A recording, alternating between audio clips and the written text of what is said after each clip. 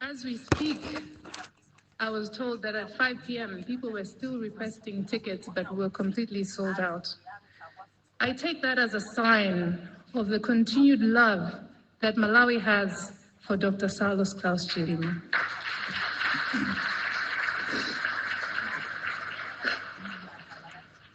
The past 8 months have not been easy for me and the entire Chilima family.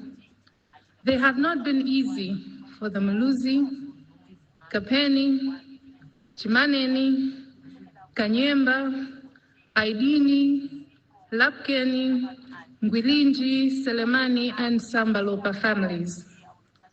We have been debilitated by endless grief and sorrow, always caught up in an endless cycle of anger, despair, and confusion. Such is the nature of grief. During one of these moments, I asked myself, Kuti, if Saulos was here, what would he have me do? Many have tried to answer that question on behalf of Saulos, telling me I must continue his political journey. I don't think that is my forte. The political arm of Dr. Chilima's legacy will continue with the party that he founded, UTM. The party has my full blessing to realize his political manifesto in the best way that they can. I have known Dr. Saulos for 29 years, and he was only a politician for 10 of those years. However, throughout those 29 years, there is one consistent aspect of his character that I observed, and that was his desire to serve. Uthandiza anthu ovutika, kudzipereka kumpingo, komaso kukonda dziko lake kwambiri. Throughout his career, he had opportunities to relocate from Malawi, but he remained steadfast, loving his country through thick and thin. I realized that if Dr. Saulos Klaus Chilima was able to speak to me right now, his first order of business would be to ensure that I take care of our children. But because he was a man of empathy, he would also want me to take care of the immediate families of those that were unfortunate enough to die with him in Chikangawa. He often said to me, Mary, life is not a rehearsal. You have to do the most that you can with the time that you have. Pray hard, work hard, live hard, and serve hard. And he lived by those words. If he committed to something, he would see it through to the end. So if Saulos were here today, he would not let anger, sorrow, despair, confusion, and frustration stop him from continuing his work. If I had to choose a motto for his mindset, I would say that for SKC, life wasn't about waiting for the storm to pass. It was about learning to dance in the rain.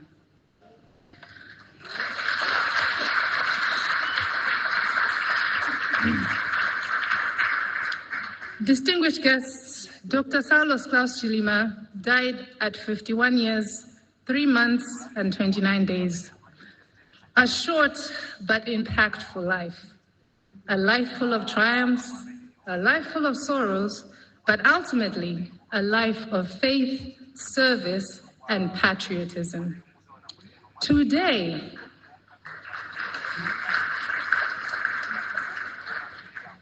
on what would have been his 52nd birthday, I want to present him with the gift of perpetuity.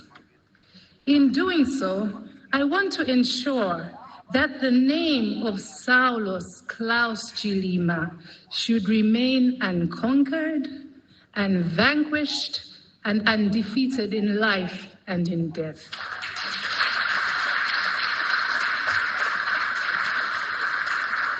Distinguished guests, in addition to the Catholic Church, friends and family, Dr. Chilima helped multitudes of students, organizations, churches, and charities in their different endeavors. I had no idea of the works that he had done with Rotary, but such was his nature.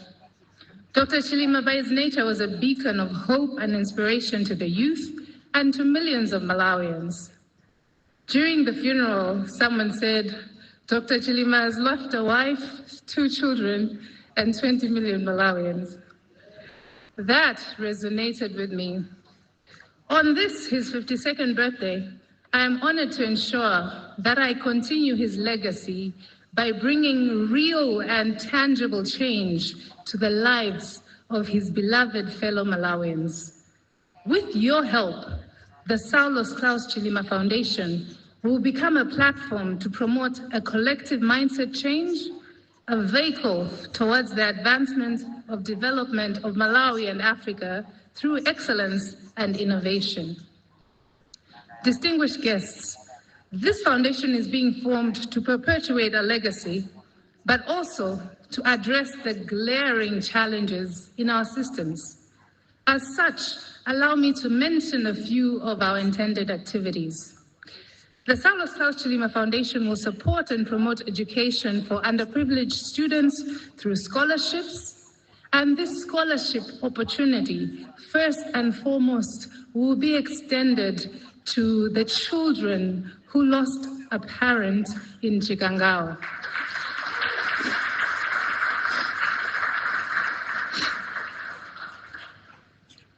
Honorable Muluzi, this offer does not extend to the Chilima and Muluzi families. The foundation will partner with schools and provide infrastructure and promote skills training to empower the youth. Distinguished guests, as the foundation is premised on the works of the late Dr. Saulos Klaus Chilima, we will develop a rapid response fund to assist families affected by natural disasters, pandemics, or other emergencies. We all saw how quickly he would rush every time there was a disaster or a calamity.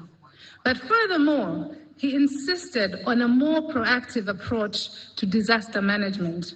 Therefore, as a foundation, we intend to partner with organizations that proactively prepare for potential hazards in order to avoid the loss of life. Distinguished guests, Dr. Saulos Chilima was an avid believer in self-sufficiency. We will continue this mindset by creating and supporting sustainable organizations who enact this approach. I have in mind innovative young community leaders such as Temwani Chilenga, she's here tonight, Tusai Weyana and Mai Mbambane, by Mbambande, who have developed inspirational models of community care and development. On the entrepreneurial side, we will support ventures such as the Mwajisosa Cooperative, who have shown great business acumen by growing from being a simple village bank to becoming a cattle rearing and milk producing factory owned by women. This foundation will seek to replicate such success stories. Distinguished guests, Dr. Saulos Klaus Chilima was also a strong believer in the importance of having the right mindset to attain success for Malawi and Africa as a whole.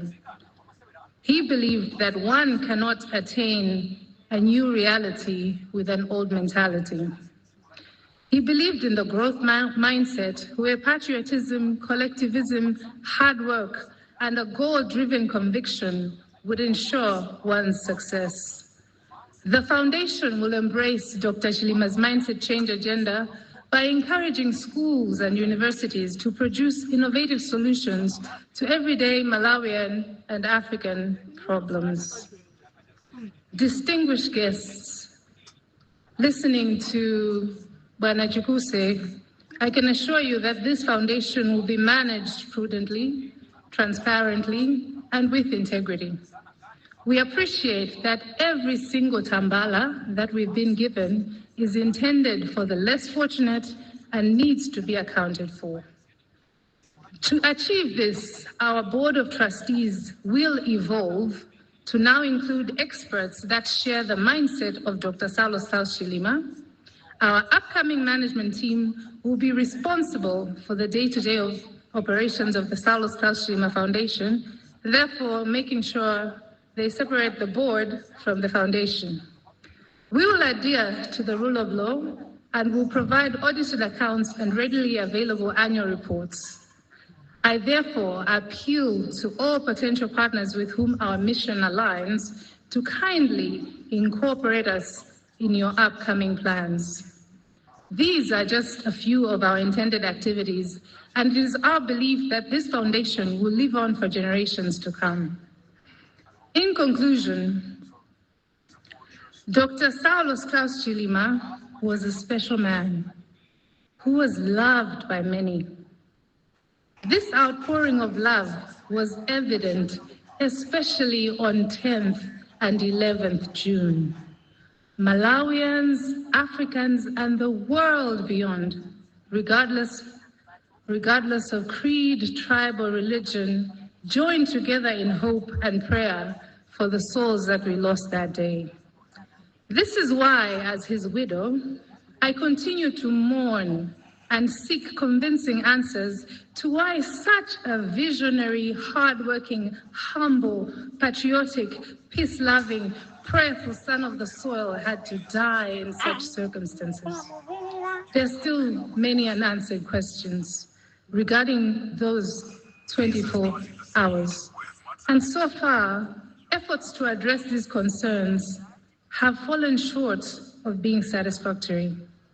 Despite that, I recognize that Dr. Saulos Klaus Chilima now transcends earthly worries, and that through this foundation, the legacy of Dr. Saulos Klaus Chilima remains alive, unstoppable, and vanquished and undefeated.